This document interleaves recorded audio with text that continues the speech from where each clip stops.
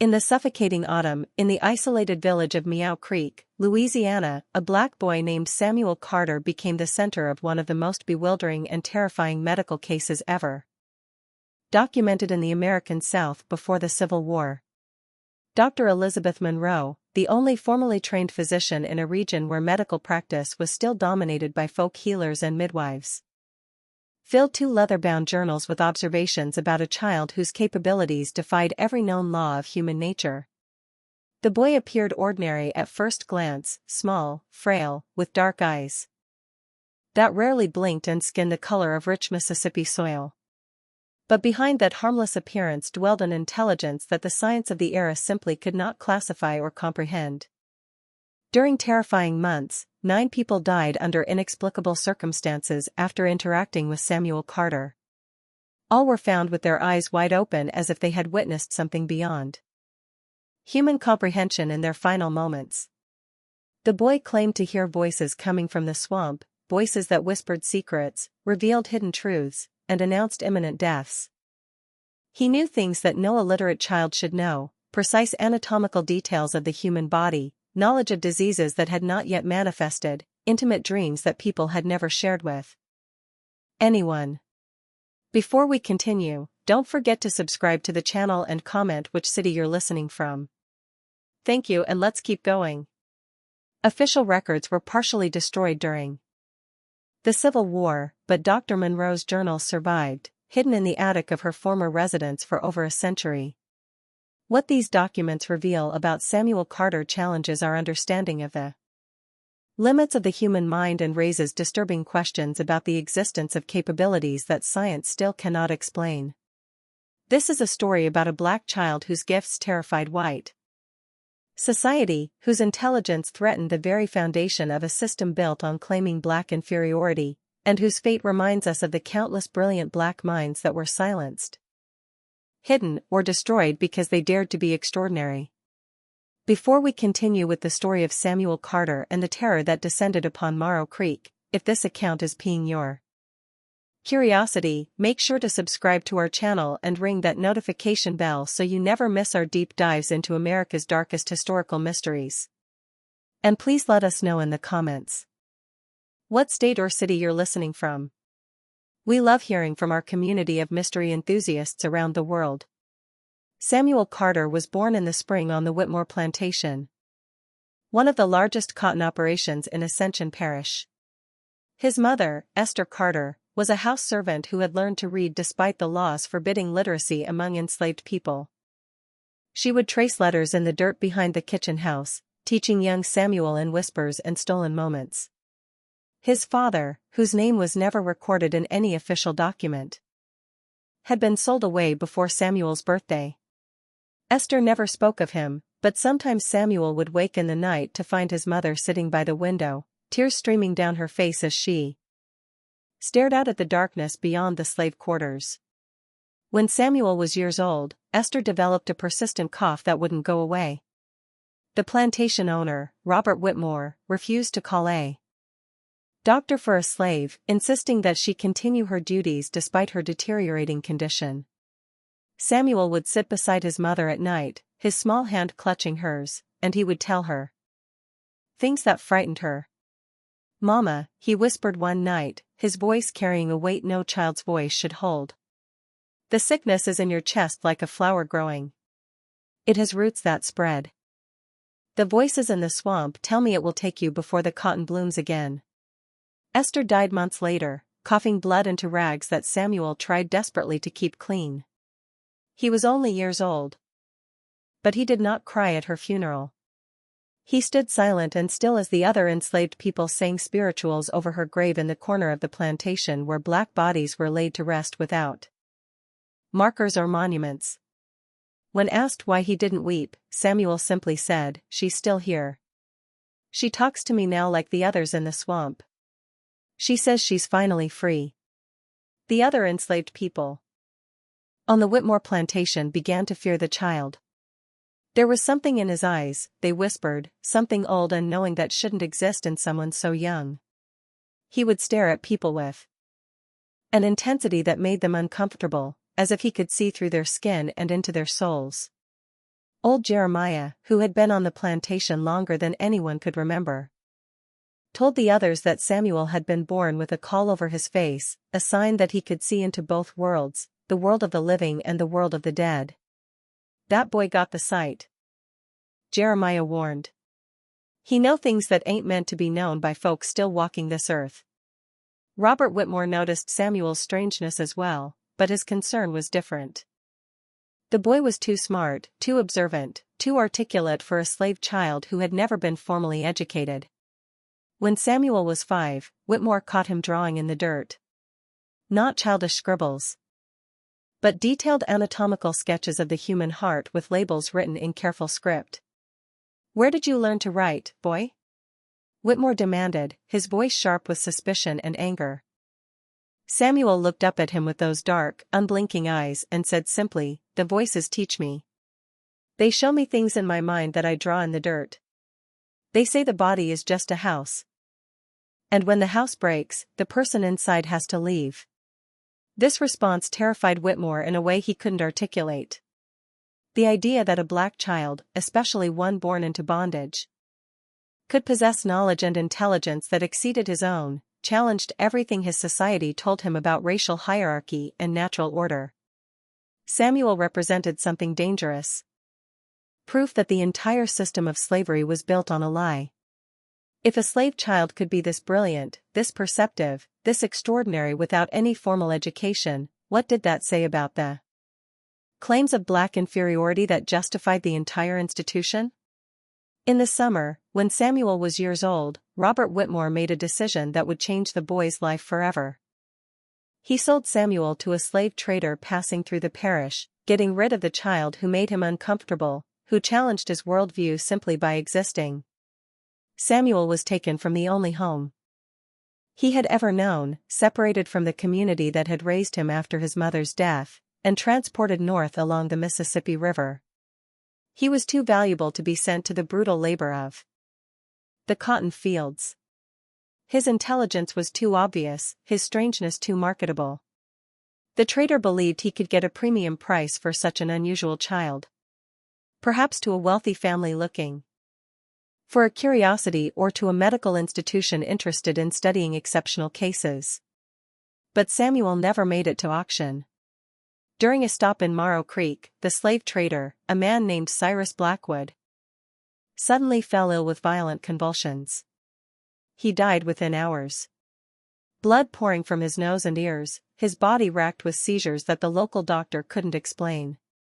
Samuel was there when it happened, standing calmly in the corner of the boarding house room, watching with those unblinking dark eyes as Blackwood thrashed and screamed.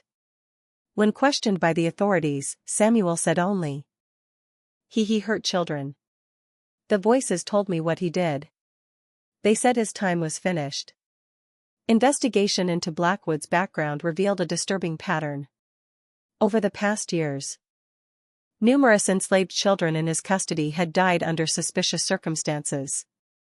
Disappearances explained away as runaways, bodies found in rivers and marked as drownings, sudden illnesses that struck only after Blackwood had purchased a child. Samuel had somehow known things about Blackwood that no one had been willing to investigate. Secrets that died with the trader in that boarding house room. With no one to claim ownership of Samuel and no legal guardian willing to take responsibility for a slave child with no papers, the boy found himself in an unprecedented situation. He was technically free, though that word meant almost nothing for a black child in Louisiana. The local authorities considered sending him to one of the orphanages that took in abandoned children. But those institutions refused to accept a black child. He was too young to be put to work, too strange to be adopted by any of the local families, and too intelligent to be ignored. It was Dr. Elizabeth Monroe who ultimately took Samuel into her household. Elizabeth was a rarity in the antebellum South, a woman who had studied medicine in Philadelphia and returned to Louisiana to practice despite the social stigma and legal barriers she faced. She had inherited property from her father and used her independence to live according to her own principles, which included a quiet but firm opposition to slavery. When she heard about the strange black child who had been present when Cyrus Blackwood died, her medical curiosity was piqued. When she met Samuel and looked into those dark knowing eyes, she felt something she had never experienced before. A mixture of fascination, fear, and an overwhelming sense that this child needed protection from a world that would destroy him if given the chance. "What is your name?" Dr. Monroe asked when Samuel was brought to her home by the local sheriff, who was relieved to have someone willing to take responsibility for the boy. Samuel looked at her with that intense unblinking gaze and said, "Samuel Carter. My mama named me Samuel because it means God has heard." She said, "I was born to hear things that others couldn't hear, to know things that others didn't know. The voices started talking to me before I could talk back to them." Dr. Monroe was not a superstitious woman. She had been trained in the rational methods of scientific medicine, taught to trust observation and evidence over folklore and fear. But there was something about Samuel that challenged her commitment to pure rationalism. The boy spoke with a clarity and vocabulary that should have been impossible for an illiterate child of his age. He described anatomical structures with precision that medical students struggled to achieve. And when he talked about the voices, there was no hint of madness or confusion in his demeanor, only a calm acceptance of a reality that others couldn't perceive. Dr. Monroe made Samuel a proposition. He could stay in her household, not as a servant or a ward, but as a subject of medical study.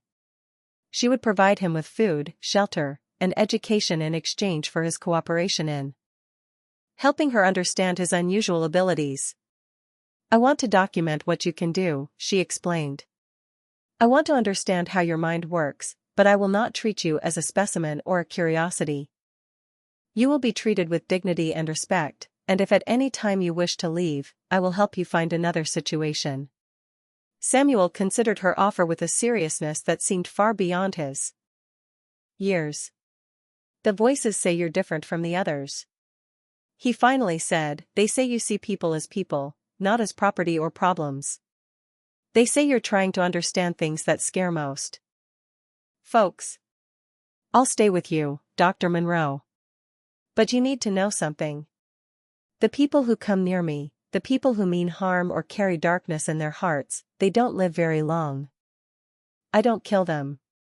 I just know when death is coming for them, and sometimes the voices make sure it happens faster than it would have otherwise."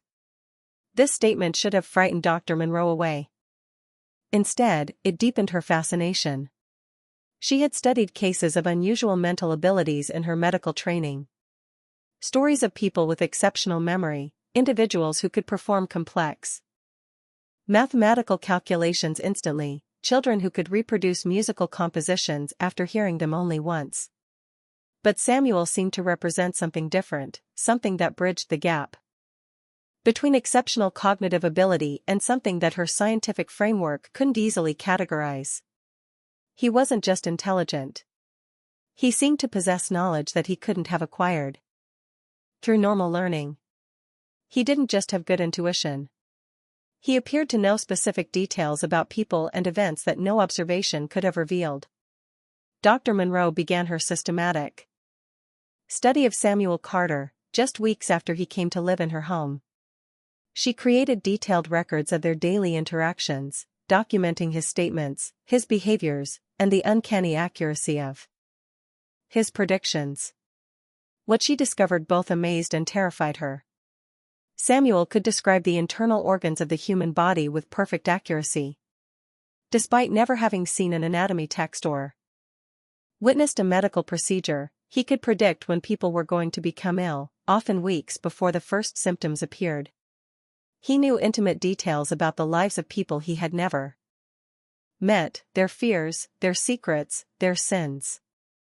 "How do you know these things?" Dr. Monroe asked repeatedly, trying to find a rational explanation for abilities that seemed to defy natural law. Samuel's answer was always the same. "The voices tell me they come from the swamp, from the place where the dead go, but don't rest. They're people who died with unfinished business, with truths that need to be told. They use me to speak because I was born with the ability to hear them. My mama said it runs in our family. My grandmother had it and her mother before her. It's a gift and a curse. Dr. Monroe, I know things I don't want to know. I see things I wish I couldn't see. The first death that occurred after Samuel came to live with Dr. Monroe happened. Marcus Thornton, a wealthy plantation owner from a neighboring parish, came to Monroe Creek for business and stopped by Dr. Monroe's home to consult about persistent stomach pains. Samuel was in the house when Thornton arrived, and the boy's reaction was immediate and visceral. He backed away from the man, his dark eyes wide with something that looked like recognition and horror combined. "You shouldn't be here," Samuel said, his voice carrying an authority that seemed impossible coming from such a small child.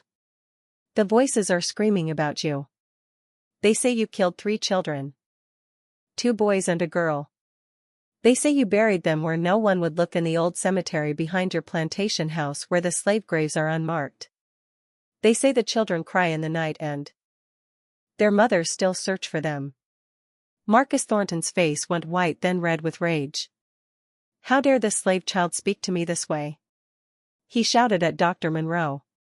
"Control your property or I'll have him whipped for insolence."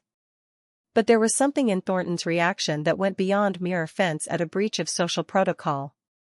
There was genuine fear in his eyes, the look of a man whose darkest secrets had been exposed to the light. Dr. Monroe, despite her discomfort with the situation, defended Samuel. "He is not my property, Mr. Thornton. He is under my protection and I would appreciate it if you would leave my home immediately." Thornton stormed out, his stomach pains apparently forgotten in his rage and fear. Days later, he was found dead in his carriage on the road back to his plantation. The official cause of death was listed as heart failure, but Dr. Monroe, who was called to examine the body, noted several disturbing details. Thornton's eyes were wide open, frozen in an expression of absolute terror. His mouth was open as if he had been screaming, and there were marks on his neck that looked almost like finger impressions, though no one had been with him in the carriage. When Dr. Monroe returned home and told Samuel what had happened, the boy showed no surprise. "The voices said he wouldn't make it home," Samuel explained calmly. "They said the children he killed were waiting for him on the road. They said it was time for him to answer for what he did." Dr. Monroe felt a chill run down her spine. "Samuel," she said carefully, "are you telling me that you somehow caused Mr. Thornton's death?" The boy shook his head. "I didn't cause anything, Dr. Monroe. I just knew it was going to happen. The voices don't lie about these things. When they say someone's time is finished, when they say someone has debts to pay in blood and suffering, it always comes true. I'm just the messenger." Investigation into Thornton's plantation revealed exactly what Samuel had described. In the old slave cemetery, hidden beneath unmarked graves, authorities found the remains of 3 children, 2 boys aged approximately and years, and a girl who couldn't have been more than years old. All showed signs of violence that had nothing to do with the harsh realities of slavery and everything to do with the sadistic cruelty of a man who believed his wealth and power made him untouchable. The enslaved community on Thornton's plantation, when finally given the opportunity to speak without fear of reprisal, shared stories of children who had disappeared over the years, of Thornton's private quarters where screams were sometimes heard in the night, of a monster who wore the mask of a respected gentleman. Samuel had known all of this without ever setting foot on Thornton's property. He had known at the moment he saw the man, as if the voices from the swamp had whispered every terrible detail into his mind. This was not coincidence or lucky guessing. This was something that Dr. Monroe's medical training had not prepared her to understand or explain. The second death came, just weeks after Thornton's mysterious demise. Reverend Silas Jameson, the pastor of Monroe Creek's largest church, was a man who preached about Christian charity and divine grace every Sunday while quietly profiting from the slave trade during the week. He served as an agent for several plantations, helping to arrange sales and transfers of enslaved people while taking a commission on each transaction. To his white congregation, he was a pillar of the community. To the black population of Monroe Creek, he was something else entirely. A man who used scripture to justify cruelty and used his position of trust to enable the separation of families and the perpetuation of suffering. Samuel encountered Reverend Jameson at the general store in town, where Dr. Monroe had taken him to purchase supplies. The Reverend approached them with his characteristic smile, the one that never quite reached his eyes. "Dr. Monroe," he said warmly, "I see you've taken in young Samuel. What a charitable act. Though I must caution you about the dangers of educating these people beyond their station. God has ordained their place in society, and to disturb that natural order is to invite chaos and disorder." Samuel looked up at the Reverend with those dark, penetrating eyes and said, "You don't believe in God. The voices say you stopped believing years ago after you sold a woman and her baby to different buyers. The woman killed herself and the baby died within a month. You tell yourself it was just business, but the voices say you hear that woman crying in your dreams every night. They say you drink yourself to sleep trying to forget, but you never can. They say your time is coming soon and you'll have to face all the people you hurt, all the families you destroyed." The change in Reverend Jameson's expression was immediate and terrifying. The warm facade dropped away, revealing something cold and vicious underneath. "That boy is possessed by demons," he hissed at Dr. Monroe. "He speaks blasphemy and lies.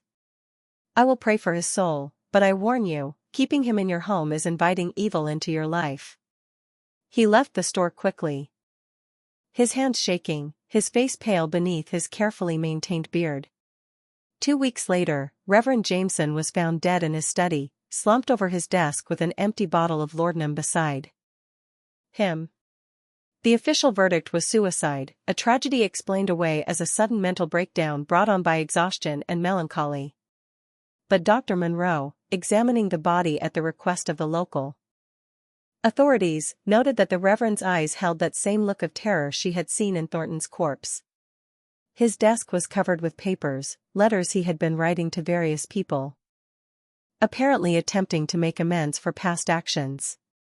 One letter was addressed to a woman named Sarah apologizing for selling her and her infant son to separate buyers years earlier. The letter was unfinished, ending mid-sentence, as if Jameson had been interrupted by something that terrified him so completely that he chose death over facing it. When Dr. Monroe returned home and found Samuel sitting quietly in the parlor, reading a book that she had been teaching him to decipher, she didn't know what to say. The boy looked up at her with eyes that seemed to hold centuries of sorrow and knowledge. "He couldn't live with what he'd done anymore," Samuel said softly. The voices followed him everywhere.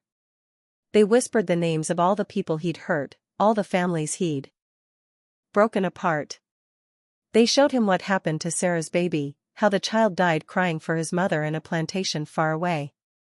The Reverend always knew it was wrong, Dr. Monroe.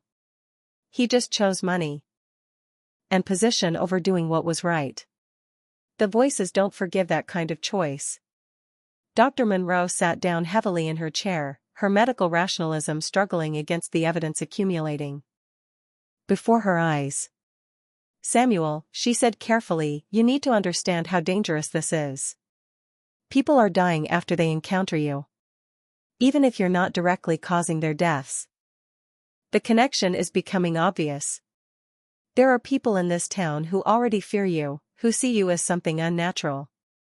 If more deaths occur, I won't be able to protect you from accusations of witchcraft or demonic possession." Samuel closed his book and looked at her with an expression of profound sadness. "I know, Dr. Monroe. I've always known. That's why my people have always kept gifts like mine hidden. That's why my mama taught me to be quiet, to never let the white folks see what I could really do. But sometimes the voices are so loud that I can't help but speak. Sometimes the things they show me are so terrible that staying silent feels like being part of the evil. I didn't ask for this gift, but I have it.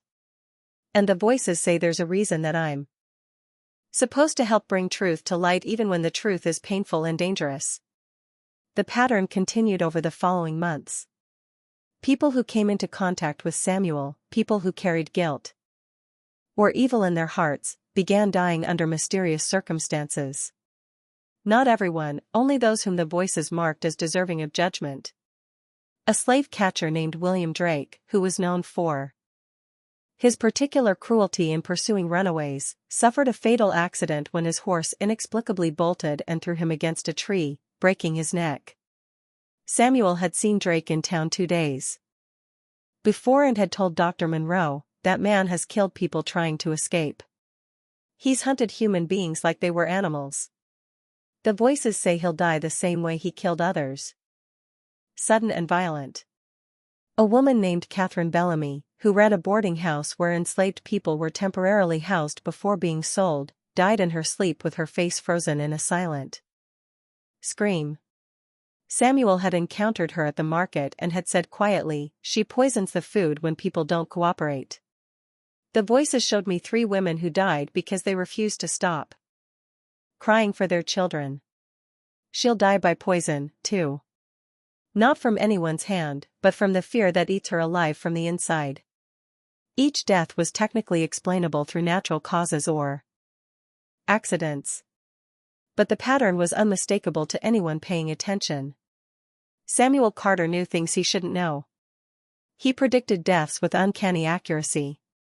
And the people who died were invariably those who had committed terrible acts, particularly acts of cruelty toward enslaved people.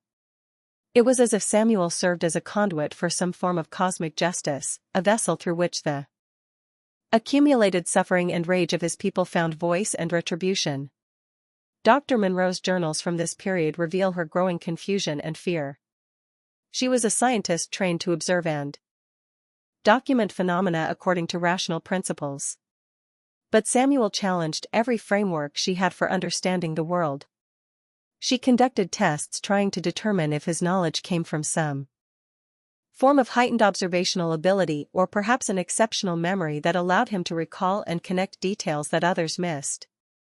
But the evidence consistently pointed to something beyond natural explanation. Samuel knew things he could not have observed. He described events he could not have witnessed. He predicted outcomes that no amount of careful deduction could have foreseen. "The boy possesses knowledge that defies conventional explanation," Dr. Monroe wrote in her journal.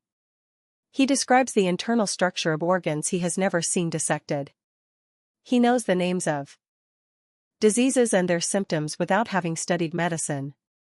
He can look at a person and tell me details about their past that he could not possibly have learned through normal means. Most disturbing of all, he predicts deaths with an accuracy that I can no longer dismiss as coincidence."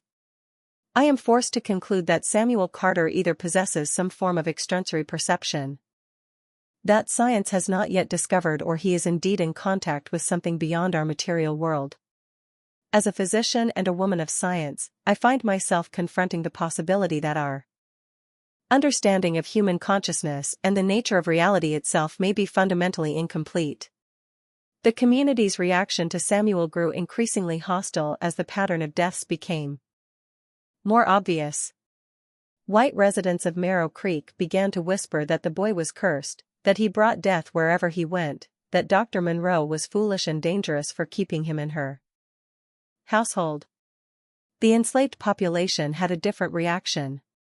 Many saw Samuel as a kind of avenging angel, a child chosen by God or the ancestors to bring justice to those who had escaped earthly punishment. Some believed he was a prophet. Others thought he might be one of the old spirits made flesh, but all recognized that Samuel was no ordinary child. Old Jeremiah, who had been sold away from the Whitmore plantation and now worked at a nearby farm, sought out Samuel. He found the boy sitting by the edge of the swamp that bordered Dr. Monroe's property, staring out at the dark water and twisted trees. "Boy," Jeremiah said softly, "I need to talk to you about what you are and what you can do." Samuel looked up at him with those knowing eyes.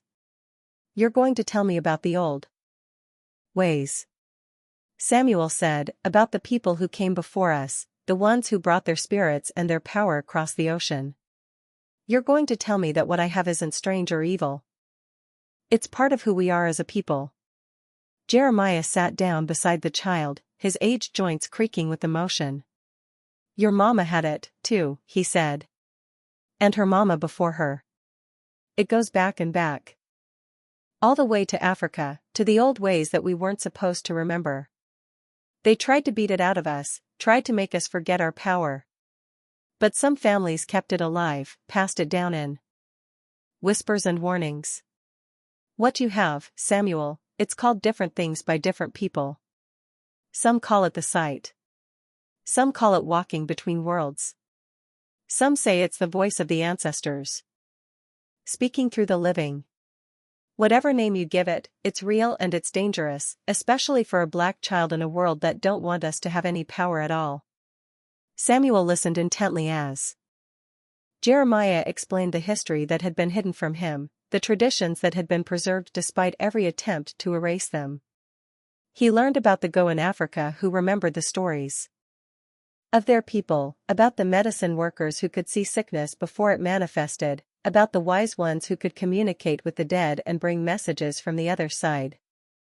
He learned that his gift was not a curse or an aberration, but a connection to something ancient and powerful, a link to the spiritual traditions of his ancestors that had survived the Middle Passage, survived slavery, survived everything designed to destroy the soul of his people. "But you need to be careful, boy," Jeremiah warned. "The white folks are already scared of you. They're scared because you represent everything they tell themselves ain't true, that we're just as smart as them. Just as capable, just as human. And now you're showing them something even more frightening. That maybe we got gifts and abilities that they don't understand and can't control. They'll come for you eventually, Samuel. They always come for the ones who show too much power. Too much knowledge, too much light. You need to learn when to hide what you can do, when to play small so they don't destroy you." Samuel nodded slowly, understanding the wisdom in the old man's words. But even as he listened, he knew that hiding was not going to be possible for much longer. The voices were getting louder, more insistent. They were showing him things that were coming. Terrible things that would shake the very foundations of the world he lived in. They were showing him a war that would tear the country apart. Showing him rivers of blood and fields of the dead. Showing him the end of slavery, but also the long, brutal aftermath of emancipation. They were showing him his own future, short and bright and tragic. A candle that would burn intensely before being extinguished by forces too powerful to resist. The turning point came when Samuel encountered a man who would challenge everything he thought he knew about his gifts and their purpose. This man was different from the others Samuel had met. He didn't carry the same guilt or evil that had marked the previous victims. His name was Benjamin Cole, and he was a slave trader who had recently arrived in Monroe Creek with a cargo of enslaved people he intended to sell at auction. But Benjamin Cole was also dying slowly and painfully of a cancer that was eating away at his insides. Samuel met Cole at Dr. Monroe's home when the slave trader came seeking medical treatment for his mysterious ailment. The moment Samuel saw him, the voices erupted in a cacophony unlike anything he had experienced before. They weren't condemning Cole or calling for his death. Instead, they were screaming a warning. "He's like you," they whispered urgently. "He has the gift, too, but he uses it differently. He uses it to find the weakest, the most vulnerable, the ones who will bring the highest price. He can see into people's souls, but he uses that vision for profit and cruelty. He's what you could become if you choose the wrong path." Dr. Monroe noticed Samuel's distress immediately. The boy had gone pale, his entire body trembling as if he were in the grip of a fever. "Samuel, what's wrong?" she asked, concerned. Samuel couldn't answer. His mind was overwhelmed with the realization that he was not unique, that the gift he possessed could exist in others, could be used for purposes that perverted its original meaning. Benjamin Cole had been born with the same ability to see beyond the surface, to know things about people that were hidden from normal observation. But instead of using that gift to bring justice or truth, Cole had weaponized it to perfect the art of human trafficking. He could look at an enslaved person and know exactly what weaknesses to exploit, what prices to demand, what lies to tell to maximize his profit. Benjamin Cole looked at Samuel with eyes that held a terrible recognition. "Well, well," he said softly, his voice carrying a mixture of surprise and dark amusement. "I've heard the stories about you, boy, the child who knows things he shouldn't know, who predicts deaths and speaks truths that frighten good Christian folk. I didn't believe the tales until now, but I can see it in you. That same spark I see in my own mirror. You're like me, Samuel Carter. We're both cursed or blessed, depending on how you look at it, to see the world as it really is, stripped of all the pretty lies people tell themselves." Samuel found his voice, though it came out hoarse and strained. "I'm nothing like you," he said. "The voices told me what you do. You take people who are already broken and you break them further. You look into their souls and find the exact words that will make them give up hope. You're everything the gift was never supposed to be used for." Cole laughed, a harsh sound that held no joy. "Listen to yourself, boy. The gift was never supposed to be anything. It just is. You use it your way, passing judgment on people you've decided are evil, letting your voices whisper their condemnations until those people die in convenient accidents. I use it my way. Making a living in a world that doesn't care about should or shouldn't, only about what works and what doesn't. Don't pretend you're better than me just because you've convinced yourself you're on the side of righteousness." This confrontation shook Samuel to his core. Was Cole right? Was his gift merely a tool that could be used for any purpose, good or evil, depending on the wielder's intentions? Were the voices that guided him truly sources of divine or ancestral justice? Or were they just reflections of his own anger and pain, his own desire to see those who hurt his people suffer consequences? For the first time since his mother's death, Samuel felt genuine doubt about his purpose and his path. Dr. Monroe sent Cole away with a tincture for his pain and a grim prognosis. The cancer would kill him within months, possibly sooner.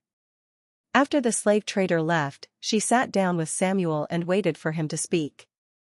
The boy was quiet for a long time, staring out the window at the swamp beyond. Finally, he said, "What if I'm wrong about everything, Dr. Monroe?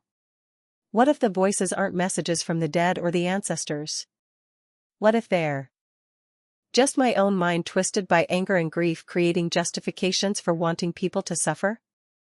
Dr. Monroe chose her words carefully. "Samuel, I can't tell you whether your voices are real in the way you believe them to be.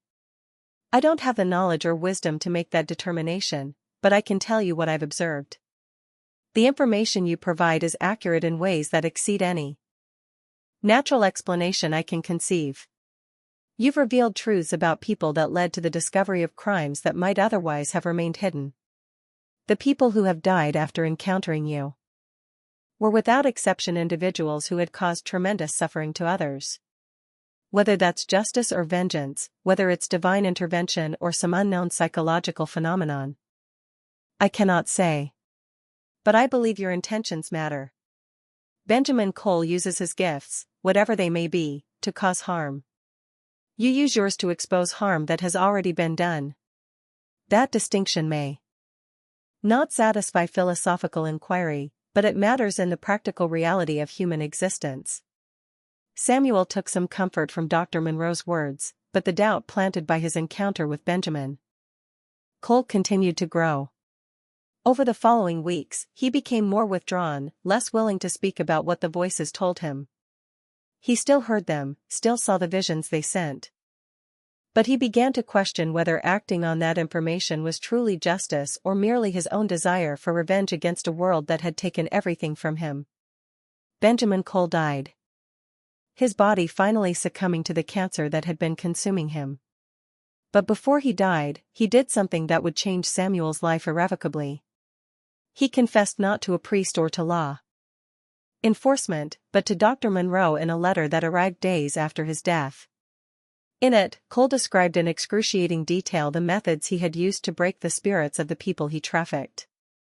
He listed names, dozens of them, of individuals he had sold, including information about where they had been sent and what had happened to them. He described the psychological torture he inflicted. The way he used his unnatural perception to find each person's deepest vulnerability and exploit it until they became compliant, defeated, easier to sell. And at the end of the letter, he wrote, "That boy, Samuel Carter, he saw what I was the moment we met. I spent my whole life believing I was using my gift wisely, making the best of an ugly world. But looking into that child's eyes, I saw myself reflected back and I realized I had become a monster. The cancer eating my body is nothing compared to the rot that's been consuming my soul. Tell the boy he was right. Tell him he's better than me. Tell him to never become what I became, no matter how tempting it might be to use his power for personal gain.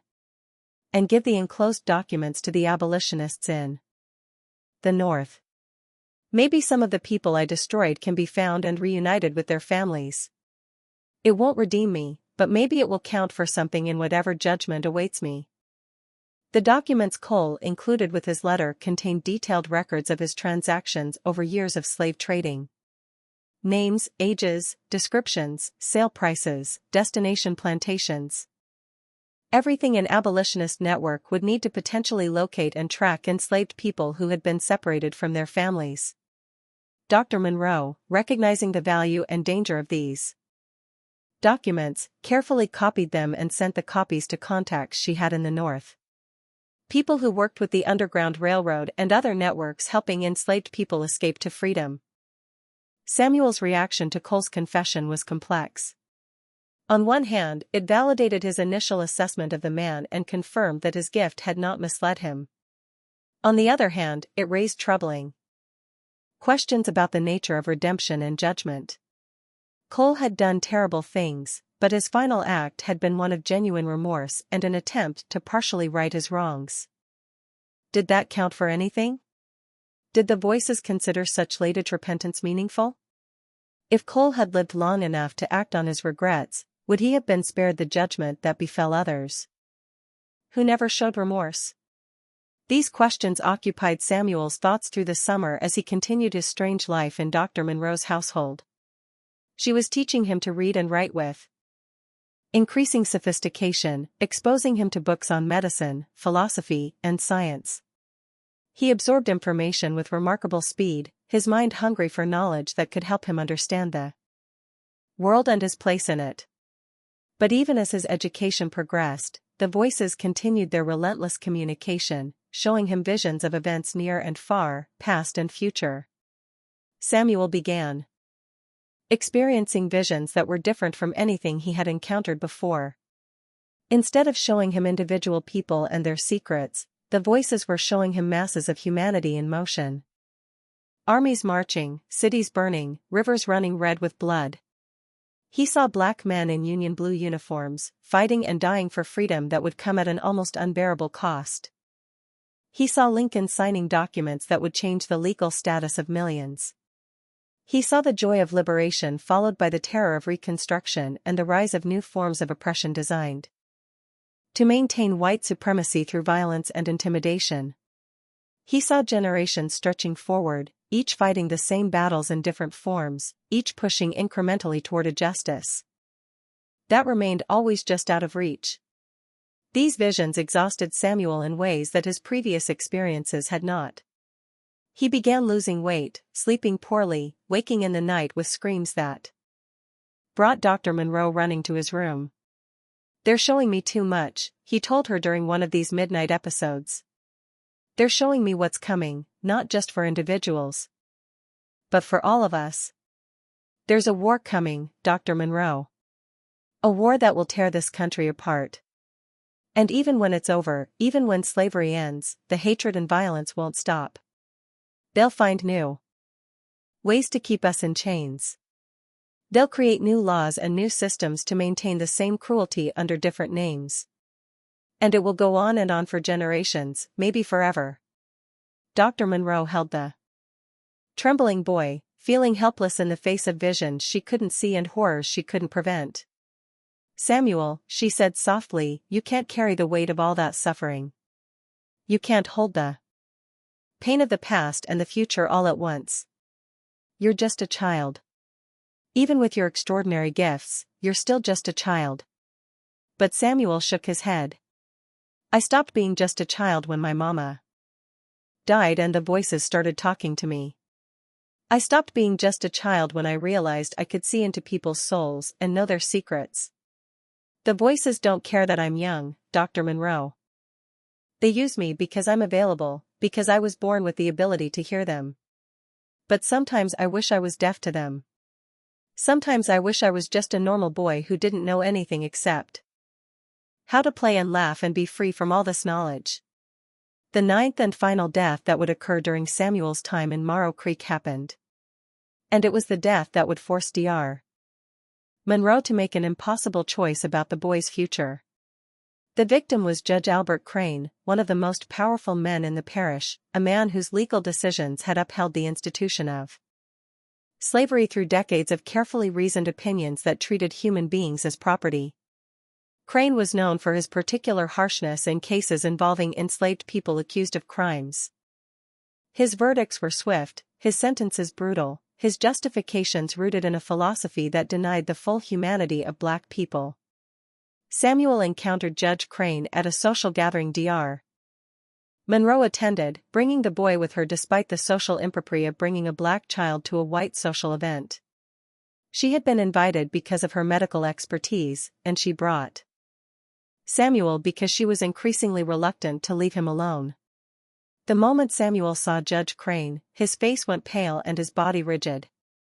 The voices erupted with an intensity that was almost physical, their message so loud and insistent that Samuel couldn't help but speak it aloud. You sentenced a man to death for trying to protect his daughter, Samuel said, his voice carrying across the sudden silence that fell over the gathering. His name was Thomas. He killed the overseer who was raping his year-old daughter. You said, a slave has no right to defend his family. That property cannot commit justifiable homicide against its owners. You watched him hang and you felt nothing. You've sent people to death by hanging, to brutal whipping, countless others to be sold away from their families as punishment. The voices say every single one of those people is waiting for you. They say, your judgment is coming, and it will be as merciless as the judgments you handed down. The reaction was immediate and violent. Judge Crane, his face purple with rage, demanded that Samuel be removed and punished for his insolence. Several men at the gathering moved toward the boy with clear intent to inflict immediate physical harm. Dr. Monroe positioned herself between Samuel and the angry mob, her voice sharp and commanding. This child is under my protection and is speaking from a place of mental disturbance. He means no harm and deserves compassion, not violence. But Judge Crane was not satisfied. That boy has pronounced a death sentence on me based on lies and delusions. He will be taken into custody and punished according to the law. No black child will threaten a sitting judge and escape consequences. Dr. Monroe knew she had only moments to act. She gathered Samuel quickly and left the gathering, ignoring the shouts and threats that followed them. They returned to her home and she began making immediate arrangements. Samuel, she said urgently, you need to leave Monroe Creek tonight. Judge Crane will send men to arrest you, possibly to lynch you without any pretense of legal process. I have contacts in the north who can help you reach safety, but you must leave immediately. Samuel looked at her with those ancient eyes and said quietly, it doesn't matter if I leave, Dr. Monroe. The judge will die within days. Regardless of where I am. The voices have already pronounced their judgment. His death is already set in motion. But you're right that I should leave. Not to save him, but to save you from being implicated in what's coming. That night, Dr. Monroe arranged for Samuel to be taken by trusted allies along a secret route toward freedom. She gave him documents claiming he was a free black child, traveling with permission, though they both knew such papers would provide minimal protection. She gave him what money she could spare and letters of introduction to abolitionists in the North who might help him. And she held him close for a moment, this extraordinary child who had changed her understanding of reality itself. "Will I ever see you again?" she asked. Samuel smiled sadly. "The voices show me many possible futures, Dr. Monroe. In some we meet again. In others, we don't. But in all of them, I remember you as the one person who saw me as human first, as exceptional. Second. You treated me with dignity when the world wanted to treat me as either a slave or a monster. I'll carry that with me wherever I go." Samuel Carter disappeared into the night. Guided by conductors on the Underground Railroad, who risked everything to help enslaved people and free black children escape to safety. Dr. Monroe never saw him again, though she spent the rest of her life wondering what became of the extraordinary boy who had briefly illuminated her understanding of human potential. Days after Samuel's departure, Judge Albert Crane was found dead in his chambers. He had apparently suffered a massive stroke. His body discovered slumped over legal documents he had been reviewing. But those who prepared his body for burial reported strange details. His eyes were wide open, frozen in an expression of absolute terror.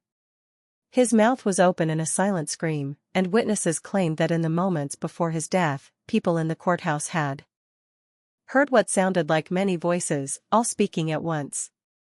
Though no one could make out the words, the enslaved people in the parish whispered that the ghosts of all the people Crane had condemned had come to collect their debt, that they had surrounded him in his final moments and shown him the faces of everyone he had destroyed. Whether that was true or merely folklore born from a desperate need for justice, no one could say with certainty. Dr. Elizabeth Monroe continued her medical practice in Monroe Creek until the outbreak of the Civil War. When Union forces occupied Louisiana, she volunteered her services as a physician to treat wounded soldiers, both Union and Confederate, making no distinction between them. In her journals from this period, she wrote extensively about Samuel, trying to make sense of what she had witnessed and documented during their time together. She developed a theory that Samuel represented an evolutionary adaptation, a survival mechanism developed by an oppressed people who needed ways to identify threats and protect themselves in a world designed to destroy them. But even as she formulated scientific explanations, she could not fully dismiss the possibility that Samuel's gifts were exactly what he claimed them to be. Communications from the dead, messages from ancestors who refused to let their suffering be forgotten. Dr. Monroe died, but before her death, she arranged for her journals to be donated to a medical college in Philadelphia with specific instructions that they be sealed for years. She did not want Samuel to be hunted or studied as a curiosity, but she also believed that future generations might benefit from the careful documentation she had compiled. Those journals were opened and studied by researchers trying to understand the limits of human perception and consciousness. The case of Samuel Carter became the subject of academic papers in psychology, neurology, and even parapsychology. But the journals raised more questions than they answered, providing meticulous documentation of extraordinary events without offering any definitive explanation for how such events were possible. As for Samuel Carter himself, his story does not end with his departure from Monroe Creek. Reports of a black boy with uncanny abilities began appearing in northern states in the late '80s. A child in Pennsylvania who could diagnose illnesses with remarkable accuracy despite no medical training. A young man in Massachusetts who helped locate bodies of murder victims by claiming to hear their voices calling for justice. A teenager in Ohio who worked with the Underground Railroad and seemed to know which conductors could be trusted and which routes were compromised. Whether these were all the same person or whether Samuel's gifts were less unique than Dr. Monroe believed remains unknown. During the Civil War, stories emerged of a black scout working with Union forces who could predict Confederate troop movements and identify spies with supernatural accuracy. Some accounts describe a young man who would stand on battlefields after the fighting ended, tears streaming down his face, speaking to the dead as if he could see and hear them. Soldiers reported that this young man seemed to be taking messages from the dying, recording their final words, learning their names so that families could be notified. Several Union officers mentioned in their correspondence a remarkable black man named Samuel, who possessed intelligence and abilities that exceeded anything they had previously encountered. But official military records from the period are incomplete and often contradictory. After the war ended and Reconstruction began, reports of Samuel became less frequent but more disturbing. He appeared in places where racial violence was occurring, lynchings, massacres, riots where white mobs attacked black communities. Survivors of these atrocities sometimes mentioned a thin black man with ancient eyes who would appear afterward documenting what had happened, recording the names of the dead, bearing witness to horrors that the official historical record would try to erase or minimize. Some claimed he could identify the perpetrators of violence even when they hid behind masks and sheets, that he spoke the names of murderers with absolute certainty, names that the voices from the swamp had revealed to him.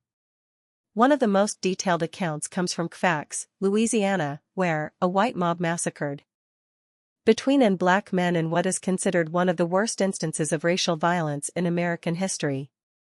A survivor named Isaiah Freeman later testified that after the massacre, a man who called himself Samuel came to the site and spent hours walking among the dead, speaking to them as if they could hear him. He was taking down their names. Freeman recalled in an interview conducted. He said the voices told him each name, told him who they had been in life, who their families were. He said he was making a record that couldn't be destroyed or forgotten. A record that would last longer than any written document. I asked him how he could stand to be among so much death. And he said, "I've been walking among the dead since I was years old. They're no more frightening than the living. Often they're more honest." The last confirmed sighting of someone who might have been Samuel Carter occurred in Wilmington, North Carolina in the aftermath of a coup d'état, where white supremacists overthrew the legitimately elected local government and murdered dozens of black citizens. A black journalist named Alexander Manley, who was forced to flee the city, wrote about encountering a man who claimed to be documenting the massacre for a record that would outlast the lies white folks tell about what really happened here. According to Manley's account, this man was in his late s, thin and worn, with eyes that looked like they had seen every terrible thing that could happen to our people and remembered all of it. When Manley asked the man his name, he replied, "I've been called many names. Samuel is the one my mother gave me. It means God has heard. I hope she was right about that." There are no further documented sightings of Samuel Carter, though his legend persisted in black communities throughout the South. He became a folk figure, a ghost story parents told their children. Sometimes as a warning. Be good or Samuel Carter will know your secrets. Sometimes as a source of hope. No matter what they do to us, Samuel Carter writes it all down. And one day there will be a reckoning. Some claimed he had died, finally released from the burden of hearing voices that never stopped speaking. Others insisted he had found a way to silence the voices and live a normal life under a new identity. Still others believed he was still out there somewhere, still walking among the dead, still recording the names and stories of black people whose suffering might otherwise be forgotten. Dr. Monroe's journals end with a reflection written shortly before her death that captures both the mystery and the meaning of Samuel Carter's story. I spent years trying to understand Samuel scientifically, trying to find a rational explanation for abilities that defied rational explanation. But perhaps I was asking the wrong questions. Perhaps the point was never to understand how he did what he did, but rather to recognize what his existence meant. Samuel Carter was proof that black people possessed capabilities and intelligence that the society of his time refused to acknowledge. He was proof that oppression and suffering do not destroy the human spirit but sometimes refine it into something extraordinary. He was proof that justice, even when denied by human institutions, finds ways to assert itself through unexpected channels. Whether his voices were real or metaphorical, whether his gift was supernatural or simply an expression of human potential, we don't yet understand. The result was the same. Truths were revealed, crimes were exposed, and a child who should have been crushed by the weight of slavery instead became a force for accountability and remembrance. That matters more than any scientific explanation I could have provided. The story of Samuel Carter challenges us to confront uncomfortable questions about genius, about gifts that exceed normal human capacity, and about how society responds when those gifts manifest in people it has designated as inferior. How many other Samuel Carters existed in the centuries of American slavery? Brilliant minds, extraordinary abilities, children with gifts that could have changed the world, who were destroyed before they could fully manifest their potential. How many voices were silenced? How many gifts were crushed? How many possibilities were erased by a system designed to deny the full humanity of an entire people? Samuel Carter was exceptional. But the conditions that shaped him were not. Every black child born into slavery faced the same existential threat, the same denial of basic humanity, the same violent suppression of potential. Samuel survived and found ways to use his gifts because a few people, his mother, Dr. Monroe, the conductors on the Underground Railroad, chose to see him as human first and protected him when they could. But for every Samuel Carter who found protection, thousands of others did not. Their stories are lost, their names forgotten, their gifts never realized because they were born into a system designed to destroy exactly what made them extraordinary. The mystery of Samuel Carter ultimately is not about whether his voices were real or whether he truly possessed supernatural abilities. The mystery is about what it means to be human, to possess gifts and intelligence and potential in a world that denies your right to exist as a full person. The mystery is about how genius survives oppression. How truth finds voice even when speaking truth is dangerous. How justice asserts itself even when every official institution denies it. The mystery is about the countless brilliant black minds that existed in the darkness of slavery and the centuries that followed. Minds that changed their communities in quiet ways even when they couldn't change the larger world. Samuel Carter may have heard voices from the swamp, or he may have simply been so attuned to the suffering of his people that he could sense injustice the way others sense changes in the weather. Either way, he represented something that terrified the architects of white supremacy. Proof that the entire edifice of racial hierarchy was built on lies. His intelligence, his gifts, his very existence challenged every justification for slavery and oppression. That's why his story was buried. That's why the official records were destroyed or hidden. That's why even the detailed documentation Dr. Monroe compiled was sealed away for decades. Samuel Carter was dangerous not because of how people died around him, but because of what he proved by living, that black humanity, black intelligence, black potential could not be erased, no matter how brutal the system designed to accomplish that erasure. What do you think of this story? Do you believe Samuel Carter truly heard voices from the dead? Or was his gift something else entirely? A form of human perception we still don't fully understand. Have you heard stories in your own family about ancestors who seemed to know things they shouldn't have known, who had gifts that defied explanation? Leave your comment below and let us know your thoughts about this remarkable chapter in Black American history.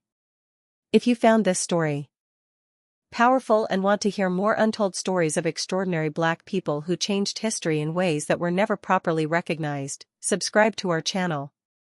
Hit that notification bell and share this video with someone who needs to know that our ancestors were brilliant, powerful, and extraordinary even in the darkest circumstances. Remember, the stories they tried to erase are the stories we must tell loudest. The voices they tried to silence are the voices we must amplify. And the lives they tried to reduce to property and statistics were lives full of intelligence, gifts, and humanity that changed the world even when the world refused to acknowledge it. See you in the next video where we continue to uncover the hidden history of our people.